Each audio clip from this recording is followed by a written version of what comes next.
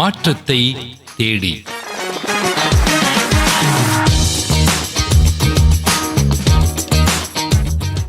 காலங்கள் மாறலாம், சூழ்நிலை மாறலாம், மனிதர்கள் மாறலாம், ஏன் நாம் போகும் பாதைகள் கூட மாறி போகலாம். ஆனாலும் மாறும் இந்த உலகில் இறைவனின் நிலைமாறாத தெய்வீக அன்பு மனித வாழ்வில் கொண்டு வரும் மெய்யான மாற்றத்தை நாடி தேடும் மக்களுக்காக வாரம் ஒரு முறை வான் அலைகளில் வலம் வரும் மாற்றத்தை தேடி என்ற இந்த நிகழ்ச்சிக்கு உங்கள் அனைவரையும் இன்றும் அன்போடு அழைக்கின்றோம். அன்பு நேயர்களே, இன்றும் பல பல்சுவை அம்சங்களோடு நாம் உங்களை சந்திக்கின்றோம். நிகழ்ச்சியை தொடர்ந்து செவிமடுங்கள். நிகழ்ச்சி குறித்து மற்றவர்களுக்கு அறிய செய்யுங்கள். மறவாமல் நிகழ்ச்சி குறித்த உங்கள் மேலான கருத்துக்களை எம்மோடு பகிர்ந்து கொள்ளுங்கள்.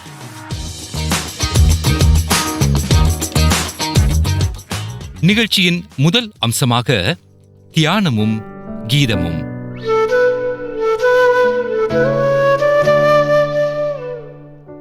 ஒவ்வொரு வருஷமும் தீர்மானமெல்லாம் நல்லா தான் எடுக்கிறோம். ஆனா அதை 2-3 மாசத்திலேயே கடைபிடிக்காம விட்டுடுறோமே. அதனால இந்த வருஷம் தீர்மானமே எடுக்க வேண்டாம்னு விட்டுட்டீங்களா? அல்லது இந்த மாதிரி தீர்மானம் எடுக்கிற பழக்கமே எனக்கு கிடையாதுன்னு சொல்றீங்களா? சரி, நான் சொல்றத கொஞ்சம் கவனிச்சு கேளுங்க. நம்ம ஒவ்வொரு நாளும் நம்ம குறிக்கோளை நோக்கி பயணிக்கணும்.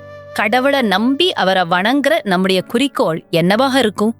பரிசுத்தமா வாழணுங்கிறது தானே. ஒவ்வொரு நாளும் நாம இன்னும் மற்றவங்களை அதிகமா நேசிக்கணும், இன்னும் அதிகமா தூய்மையானவங்களா மாறணும், இன்னும் பரிசுத்தமா ஆகணும். சுருக்கமா சொல்லணும்னா, பரலோகத்துக்கு போகும் படிகள் மேல நாம ஒவ்வொரு நாளும் ஏறி போகணும். பின்னடைஞ்சிடக்கூடாது. நம்ம வீக்னஸ் எது? கோபப்படுறதா, பொய் சொல்றதா, எதிர்த்து பேசுறதா, சோம்பேறித்தனமா, அடுத்தவனை பற்றி அவங்க பின்னால குறைவா பேசுறதா, எப்பவும் எரிச்சலோடே காணப்படுறதா, அல்லது நான் சொல்லாத வேற ஏதாவதா? எதுவா இருந்தாலும் பரவாயில்ல, நீங்க உங்ககிட்ட இருக்குதுன்னு நம்புற குறைகளை ஒவ்வொன்னா நினைச்சு பாருங்க. அவைகள் எல்லாவற்றையும் இந்த வருஷம் களைய நாம ஸ்டெப் எடுக்கலாம்னு யோசிச்சு முடிவெடுங்க. நம்ம சுய முயற்சியால முடியாது, தேவனுடைய கிருபை வேணும். அதுக்காக தினமும் காலையில எழும்புற உடனே அன்னைக்கு நாம பரிசுத்தமா வாழ, மற்றவங்களுக்கு பிரயோஜனம் உள்ளவங்களா வாழ உதவி செய்ய தேவனுடைய கிருபையை கேட்டு பெற்றுக்கோங்க. இப்படிப்பட்ட ஜெபத்தை கேட்டு ஆண்டவர் பிரியப்படுவார். நாம நினைக்கிறதுக்கும் கேட்கறதுக்கும் அதிகமா நமக்கு அருளிச் செய்வார். பரிசுத்தமாகுதல இந்த வருஷம் தீர்மானமா எடுத்துக்கிடுவோமா? ஒவ்வொரு நாட்களிலும் பிரியாமல் கடைசி வரை, ஒவ்வொரு நிமிடமும் கிருபையால் நடத்திடுவார். ஒவ்வொரு நாட்களிலும் பிரியாமல் கடைசி வரை, ஒவ்வொரு நிமிடமும் கிருபையால் நடத்திடுவார்.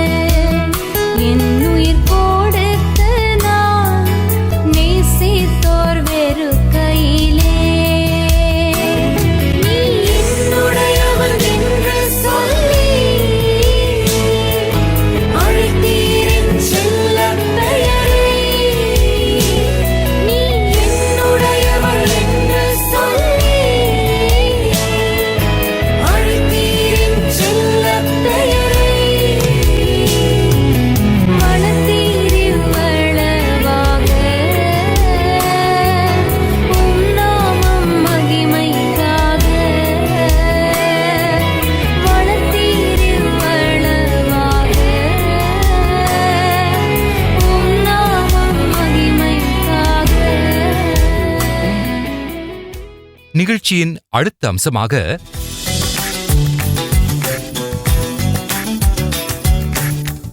செம்புலிங்கம் என்ற வீரனின் வாழ்க்கை வரலாற்றிலிருந்து ஒரு பதிவு. அத்தியாயம் 2. செம்புலிங்கம் ஒரு இளம் வீரன். ஆனால் செய்யாத குற்றத்தை செய்ததாக பொய்க் குற்றம் சாட்டப்பட்டு சிறையில் தள்ளப்பட்டவன்.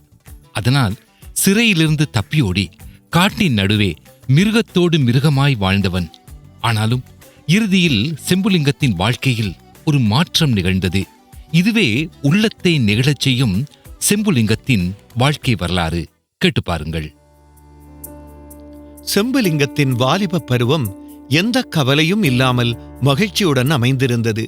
வியாபாரத்தில் வெற்றி, வருமானத்தில் உயர்வு என மதிப்பும் மரியாதையுடனும் வாழ்ந்து வந்த செம்புலிங்கத்திற்கு அவனது பெற்றோர் திருமணம் செய்து வைத்தனர். தன் மனைவி சீதையுடன் கணவனும் மனைவியுமாக அவர்கள் இருவரும் அன்போடு இன்புற்று வாழ்ந்து வந்தனர். குடும்ப வாழ்க்கை அவனுக்கு சந்தோஷமாக இருந்து வந்தது. அவன் கைவைத்த காரியங்கள் அவனுக்கு வெற்றியை கொண்டு வந்தது. எதிர்கால வாழ்வு மென்மேலும் வளம் பெற பல கனவுகளோடு வாழ்ந்து வந்தான். ஊரார் எல்லாரிடமும் அவன் சமாதானமாக இருந்து வந்தான். இக்காலமானது அவனது வாழ்க்கையின் மிக உன்னதமான காலமாக இருந்தது. சூரிய ஒளியில் பிரகாசித்துக் கொண்டிருந்த நீல வானத்தில் திடீரென இருள் கவ்விக்கொண்டது போல செம்புலிங்கத்தின் மகிழ்ச்சியான வாழ்க்கையில் எதிர்பாராத ஒரு திருப்பம் ஏற்பட்டது. செம்புலிங்கத்தோடு ஒருவன் நெருங்கி பழகி வந்தான். ஆனால் அவனுடைய உண்மையான குணத்தை செம்புலிங்கம் அறிந்திருக்கவில்லை. அநேகம் தீயச் செயல்களை புரிந்து வந்த அவன் ஒருமுறை திருட்டுச் செயலில் ஈடுபட தன்னுடன் இணைந்து கொள்ளும்படி செம்புலிங்கத்தை கேட்டுக்கொண்டான். ஆனால் செம்புலிங்கம் அதற்கு உடன்படவில்லை, மறுப்பு தெரிவித்தான். அவ்வூரில் செம்புலிங்கத்திற்கு கொடிய விரோதி ஒருவனும் இருந்தான். அவன் பணமும் அதிகாரமும் படைத்தவன். ஆனால் செம்புலிங்கமோ அவனுடைய பணத்திமிரையோ அதிகாரத்தையோ கணக்கில் எடுக்கவில்லை. அதனால் அவன் செம்புலிங்கத்தின் மேல் வஞ்சம் வைத்து ஒரு கொடிய திருட்டு வழக்கில் காவல்துறையினரை அவன் மீது சந்தேகப்படும்படி செய்து அபாண்டமாய் அவனை கைது செய்வதற்கு ஏற்பாடு செய்தான். குற்றம் செய்யாத தன்னை காவல்துறையினர் கைது செய்து சிறையில் அடைக்கப் போகிறார்கள் என்ற செய்தியை கேட்டதும் செம்புலிங்கம் நடுநடுங்கிப் போனான். பயம் அவனை பதுங்கும்படி செய்துவிட்டது. இது வஞ்சகர்கள் அவனுக்கு எதிராக விரித்த ஒரு சதிவலை. எனவே உண்மைக்கு மதிப்பில்லை, உத்தமர்களுக்கு காலமில்லை, நான் குற்றமற்றவன் என்பதை நிரூபிக்க வழியும் இல்லை. அத்துடன் போலீசாரால் கைது செய்யப்படுவதென்பது பெருத்த அவமானம். இப்படி எண்ணியவனாக அவன் சிறைக்குச் செல்ல பயந்து சற்றும் யோசிக்காமல் காட்டிற்குள் ஓடி ஒளிந்து கொண்டான். சிறிது காலம் அவன் மேற்கு தொடர்மலை பிரதேசங்களில் சஞ்சரித்து வந்தான். அவனது அத்தியாவசிய தேவைகளை அவனது நண்பர்கள் அவனுக்கு வழங்கி வந்தனர். அவன் வேட்டையில் வல்லவன், குறிதவறாது சுடக்கூடியவன். ஆகையால் உணவுக்கு குறைவிருக்கவில்லை. என்னதான் இருந்தாலும் அந்த வாழ்க்கை அவனுக்கு வெட்கத்தையும் சலிப்பையும் ஏற்படுத்தியது. தனது மலைப்பிரதேச வாழ்க்கைக்கு முற்றுப்புள்ளி வைத்துவிட்டு இலங்கைக்கும் பின்னர் பினாங்குக்கும் சென்றான். அங்கு நல்ல வேலையும் வருமானமும் கிடைத்தன. அவ்வப்போது வீட்டிற்கு பணம் அனுப்பி வந்தான். இந்த சந்தர்ப்பத்தில் செம்புலிங்கத்திற்கு ஊரிலிருந்து 2 கடிதங்கள் வந்து சேர்ந்தன. அதில் ஒன்று அவனது வீட்டாராலும் மற்றையது அவனது உறவினர்களாலும் எழுதப்பட்டிருந்தது. அக்கடிதங்களில் அவனது மனைவி அடிக்கடி போலீசாரால் துன்புறுத்தப்படுவதாகவும் அதன் காரணமாக அவள் சுகவீனம் அடைந்திருப்பதாகவும் எழுதப்பட்டிருந்தது. மேலும் அவனது விரோதியின் அட்டூழியங்கள் நாளுக்கு நாள் பெருகிக் கொண்டே வருகின்றன என்றும் அவனை எதிர்த்து கேள்வி கேட்க ஆளில்லாத காரணத்தால் அவன் கிராமத்தவரை பல விதங்களில் துன்புறுத்தி வருகிறான் என்றும் அதில் எழுதப்பட்டிருந்தது. குடும்ப கவலையும் ஊர் நிலைமையும் அவனை கலங்கச் செய்து மீண்டும் அவனை அவனது சொந்த ஊருக்குச் செல்ல கப்பலேற்றியது. செம்புலிங்கத்தின் மனைவி தாங்கொண்ணா வேதனையை சுமந்து வந்தாள். கணவனைப் பற்றிய கவலையும் துப்பாக்கி முனையில் அவனது உயிர் ஊசலாடிக் கொண்டிருப்பதையும் அறிந்து தினமும் வேதனையில் வாடி வதங்கிக் கொண்டிருந்தாள். அவள் மட்டும் இயேசு கிறிஸ்துவையும் அவர் அருளும் ஆறுதலையும் அறிந்திருந்தாளானால், வருத்தப்பட்டு பாரம் சுமக்கிறவர்களே, நீங்கள் எல்லோரும் என்னிடத்திற்கு வாருங்கள், நான் உங்களுக்கு இளைப்பாறுதல் தருவேன் என இயேசு திருவாய் மலர்ந்த வார்த்தைகள் அவளுக்கு நம்பிக்கையையும் தைரியத்தையும் கொடுத்திருக்கும். அவள் அவரது பாதப்படிகளில் தன்னுடைய கண்ணீரை ஊற்றி தன் பாடுகளுக்கும் மனவேதனைகளுக்கும் அவரிடம் ஆறுதலையும் விடுதலையையும் கண்டடைந்திருப்பாள். செம்புலிங்கம் கடல் கடந்து வடலி விளை என்னும் தன் ஊருக்கு வந்து சேர்ந்தான். மனைவி பிள்ளைகளைக் கண்டு மனமகிழ்ந்தான். மறுபடியும் மகிழ்ச்சியான இல்லற வாழ்க்கையை தொடர்ந்தான். ஆண்டுகள் பல கடந்து விட்டதால் மீண்டும் தன்மீது வழக்கு தொடரப்பட மாட்டாது என கவலையற்றிருந்தான். ஆனால் அவன் எண்ணம் ஈடேறவில்லை. கடந்த காலத்தை அவன் மறந்துவிட்ட போதிலும் சட்டம் அதை மறக்கவில்லை. மீண்டும் அவனை கைது செய்ய காவல்துறை முயற்சி செய்வதை அறிந்து மீண்டும் அவன் மலைப்பிரதேசத்திற்கு தஞ்சம் தேடி ஓடினான். இடையிடையே இரகசியமாக வீட்டிற்கு வந்து போவான். இதை அறிந்த காவல்துறையினர் ஒரு நாள் அவன் வீட்டிற்கு வந்து அவன் மனைவியிடம் செம்புலிங்கம் எங்கே மறைந்திருக்கிறான், சீக்கிரம் சொல் என்று அதட்டினார்கள். அவர் எங்கே போனாரோ எனக்கு தெரியாது, அநேகமாக மலைக்குப் போயிருப்பார் என்று சொல்லிய வண்ணம் வீட்டிற்குள் நுழைய எத்தனித்தாள். உடனே காவல்துறையினர் அவளை பிடித்து இழுத்து கீழே தள்ளி இப்படியா பதில் சொல்வது என்று வசைமாறி பொழிந்து கோபாவேசத்துடன் அவள் முகத்தில் அறைந்தனர். அவள் அடியற்ற மரம் போல் கீழே சாய்ந்து அலறி துடித்து அறிவு மயங்கி போனாள். இந்த செய்தி செம்புலிங்கத்திற்கு எட்டியதும் அவன் அவசர அவசரமாக வீடு வந்து சேர்ந்தான். தன் அருமை மனைவி தன் பொருட்டு பாயும் படுக்கையுமாக கிடந்ததை பார்த்து அவனது மனம் பதை பதைத்தது. பைத்தியம் பிடித்தவனைப் போல கத்தினான். இனி காவல்துறைக்கு பயந்து ஓடி ஒளிவதால் ஒரு பயனும் இல்லை என்றும் தனக்கு கிடைக்க வேண்டிய தண்டனை தன் மனைவி பிள்ளைகளுக்கு கிடைப்பது நியாயம் அல்லவென்றும் உணர்ந்தான். தன் குழந்தைகளை இறுகக் கட்டி முத்தமிட்டு தன் மனைவியை இரு கரங்களாலும் அணைத்து அவளுக்கு ஆறுதல் கூறிவிட்டு இனி போலீசாரிடம் சரணடையப் போகிறேன், இன்றோடு என்னையும் என் குடும்பத்தையும் பிடித்த தொல்லை தொலையட்டும் என கூறிய வண்ணம் வீட்டை விட்டு வெளியேறினான். தான் காவல்துறையினரால் கைது செய்யப்பட்டு சிறைக்குள் தள்ளப்பட்டாலும் இயேசு கிறிஸ்து அருளும் உண்மையான விடுதலையை ஒரு நாளில் தான் அனுபவிப்பேன் என்பதை செம்புலிங்கம் அந்த சந்தர்ப்பத்தில் அறிந்திருக்க நியாயமில்லை. குயவனும் கையில் களிமண்ணா உடைத்து உருவாக்கும், குயவனும் கையில் களிமண்ணா உடைத்து உருவாக்கும், என் சித்தமல்ல உம் சித்தம் நாதா தருகிறே உம் கையிலே, என் சித்தமல்ல உம் சித்தம் நாதா தருகிறே உம் கையிலே, என்னை தருகிறேன் தருகிறேன் உம் கரத்தில், என்னை படைக்கிறேன் படைக்கிறேன் உம் பாதத்தில், என்னை தருகிறேன் தருகிறேன் உம் கரத்தில், என்னை படைக்கிறேன் படைக்கிறேன் உம் பாதத்தில், குயவனும் கையில் களிமண்ணா உடைத்து உருவாக்கும், குயவனும் கையில் களிமண்ணா உடைத்து உருவாக்கும்.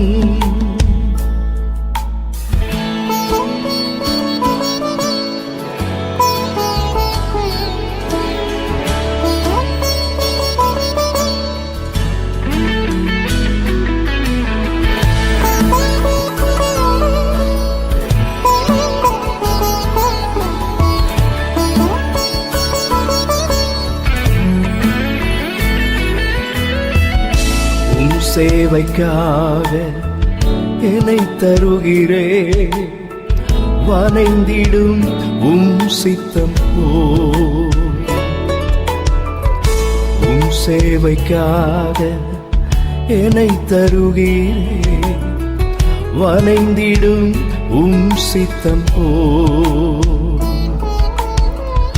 எனக்காக வாழாமல் உமக்காக வாழ்ந்திட, எனக்காக வாழாமல் உமக்காக வாழ்ந்திட உருவாக்குமே என்னை உருவாக்குமே உருவாக்குமே என்னை உருவாக்குமே என்னை தருகிறேன் தருகிறேன் உம் கரத்தில் என்னை படைக்கிறேன் படைக்கிறேன் உம் பாதத்தில் என்னை தருகிறேன் தருகிறேன் உம் கரத்தில் என்னை நிகழ்ச்சியின் அடுத்த அம்சமாக இன்றைய நாளுக்கான தியான செய்தி.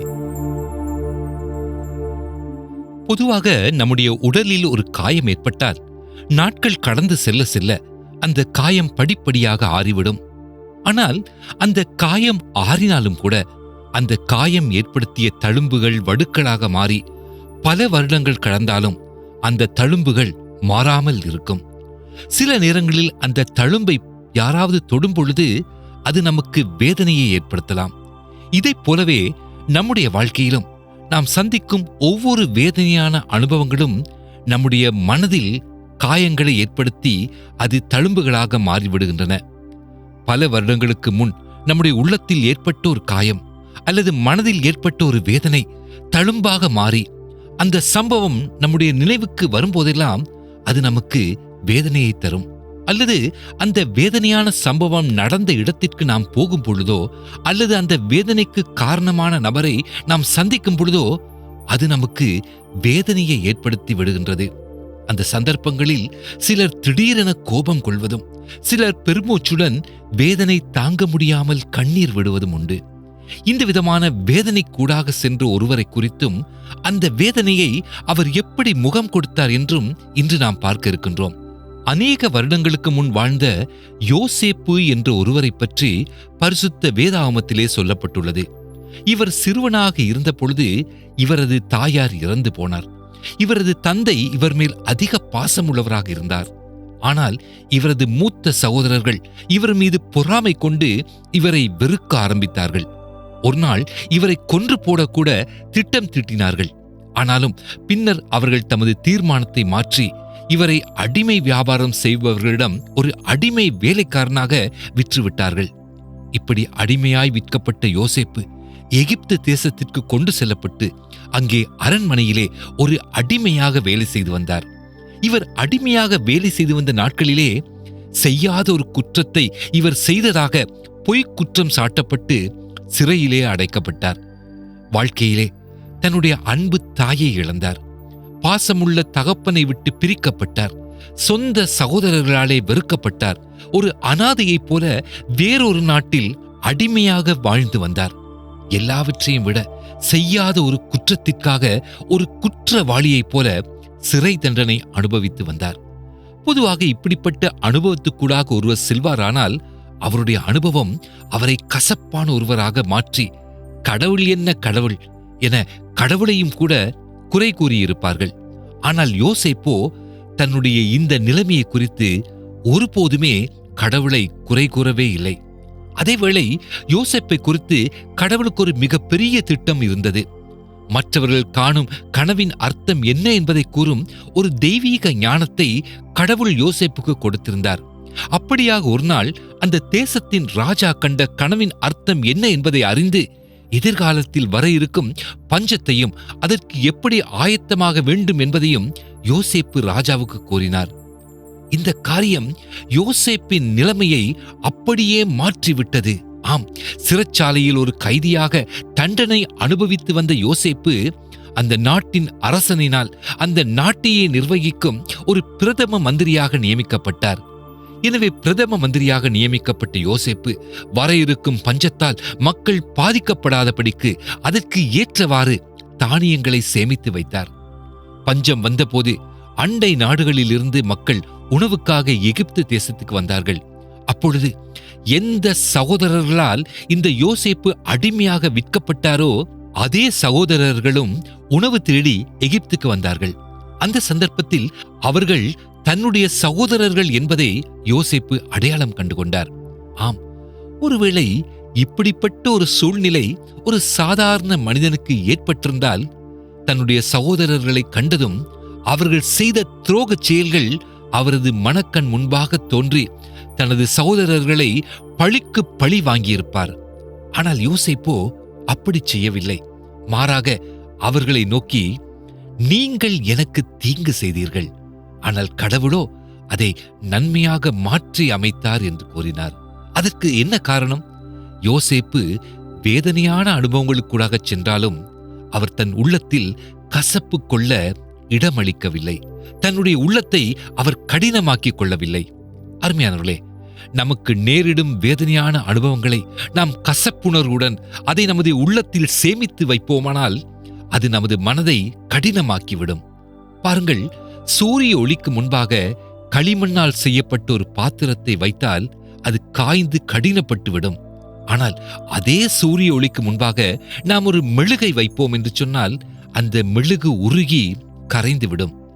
ஒரே சூரிய ஒளிக்கு முன்பாக ஒன்று கடினப்பட்டு விடுகிறது, மற்றையதோ உருகி கரைந்து விடுகிறது. நமக்கு ஏற்படும் வேதனைகளோ துன்பங்களோ நம்மை அழிப்பதில்லை. அந்த வேதனைகளையும் துன்பங்களையும் கசப்பாக மாற்றி அதை நம் இருதயத்தில் சேமித்து வைத்து உள்ளத்தை கடினப்படுத்துவதுதான் நம்மை அழித்துவிடும். ஒரு மனிதன் மற்றவர்களை குறித்து தன் மனதில் கசப்பை சேமித்து வைத்திருப்பதானது மற்றவர்கள் சாக வேண்டும் என்பதற்காக தானே தனக்கு நஞ்சருந்திக் கொள்வதற்கு சமம் என்று ஒருவர் கூறினார். ஆம், அதை நான் மறுபடியும் கூறுகின்றேன். ஒரு மனிதன் மற்றவர்களை குறித்து தன் மனதில் கசப்பை சேமித்து வைத்திருப்பதானது மற்றவர்கள் சாக வேண்டும் என்பதற்காக தனக்குத்தானே நஞ்சருந்திக் கொள்வதற்கு சமம். இதை கேட்டுக்கொண்டிருக்கும் நீங்கள் வாழ்க்கையில் நடந்த வேதனையான அனுபவங்கள் அல்லது மனிதர்கள் உங்களுக்கு எதிராக செய்த துரோகம் காரணமாக உள்ளத்தில் கசப்போடு இருக்கிறீர்களா? தேவனை நேசிக்கின்ற பிள்ளைகளுக்கு ஆண்டவர் எல்லாவற்றையும் நன்மையாக மாற்றுவார் என்று விசுவாசியுங்கள். இந்த நிச்சயமும் உறுதியும் யோசேப்புக்கு இருந்தது. அதனால்தான் தன்னுடைய வாழ்க்கையில் நடந்த துன்பங்கள் அனைத்தையும் கடவுள் தமது நோக்கத்தின்படி நன்மையாக மாற்றினார் என அவரால் உறுதியாக கூற முடிந்தது. அது மட்டுமல்ல, தன் சகோதரர்கள் தனக்கு எதிராக செய்த துரோகத்தை மன்னித்து மறுபடியும் அவர்களை தன்னுடைய சகோதரர்களாக அவரால் ஏற்றுக்கொள்ள முடிந்தது. நாமும் நம்முடைய வேதனைகள், துன்பங்கள், கசப்புகள் அனைத்தையும் ஆண்டவர் இயேசுவின் பாதத்தில் வைத்து அவருடைய ஆறுதலையும் அவர் தருகின்ற மன்னிப்பையும் பெற்றுக்கொள்வோமா? நாம் பிரார்த்தனை செய்வோம். எங்கள் அன்பின் பரம தகப்பனே, எங்கள் வாழ்க்கையில் நடந்த பாதகமான அனுபவங்கள், எங்களுக்கு எதிராக செய்யப்பட்ட துரோகங்கள், நாங்கள் கடந்து வந்த வேதனைகள் எல்லாவற்றையும் உடைய பாதத்திலே கொண்டு வருகின்றோம். எங்கள் உள்ளத்தில் உள்ள கசப்பான அனுபவங்களையும் வேதனையின் தழும்புகளையும் உமது அன்பினால் கழுவி மற்றவர்களை மன்னிக்கவும், எங்களை உம்முடைய சாயலாக மாற்றும்படி சகலத்தையும் நீர் நன்மையாக மாற்றுவீர் என்பதை விசுவாசிக்கவும் எங்களுக்கு உதவி செய்தருளும்படி நம்முடைய இரட்சகரும் ஆண்டவருமாய் இருக்கிற இயேசு கிறிஸ்துவின் நாமத்திலே வேண்டிக் கொள்கின்றோம். ஆமென்.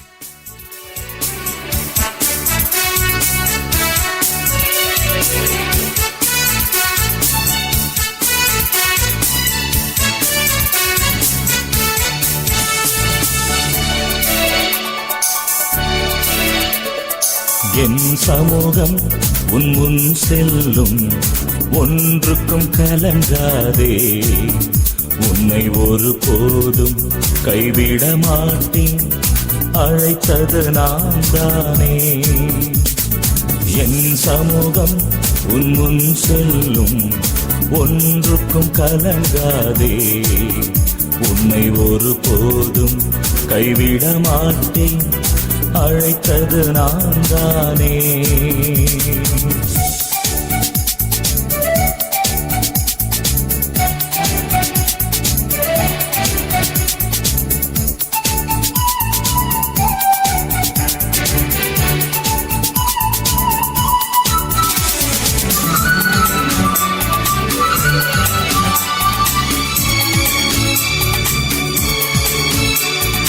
ஈசாக்கின் தேவனும் நான், அந்த யாக்கூபின் தேவனும் நான்.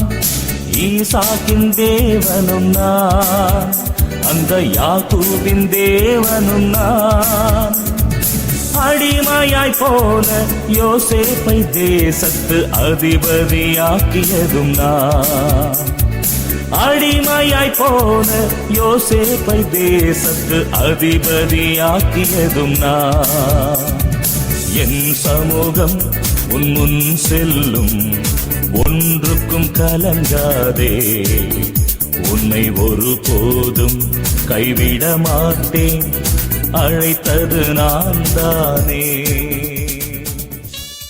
அன்பானவர்களே, நீங்கள் கேட்டுக்கொண்டிருந்தது TWR லங்கா வழங்கிய மாற்றத்தை தேடி.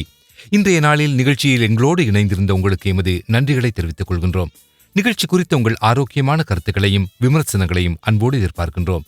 நீங்கள் எழுத வேண்டிய முகவரி மாற்றத்தை தேடி, TWR லங்கா, தபால் பெட்டி எண் 2, புத்தளம்.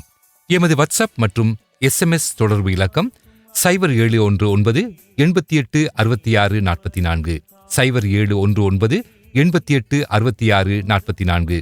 அத்துடன் TWR லங்கா என்ற எமது ஃபேஸ்புக் பக்கத்தில் இணைந்து நிகழ்ச்சி குறித்த மேலதிக விவரங்களையும் பெற்றுக்கொள்ளலாம். மீண்டும் அடுத்த வாரம் மற்றும் ஒரு மாற்றத்தை தேடி நிகழ்ச்சியில் உங்கள் அனைவரையும் சந்திக்கும் வரை உங்களிடமிருந்து நாம் விடைபெறுகின்றோம். ராஜாவை தள்ளி உன்னை ராஜாவாயாக்கும் ராஜாதி ராஜனும் நான். என் சமூகம் உன் முன் செல்லும், ஒன்றுக்கும் கலங்காதே, உன்னை ஒருபோதும் கைவிட மாட்டேன், அழைத்தது நான் தானே.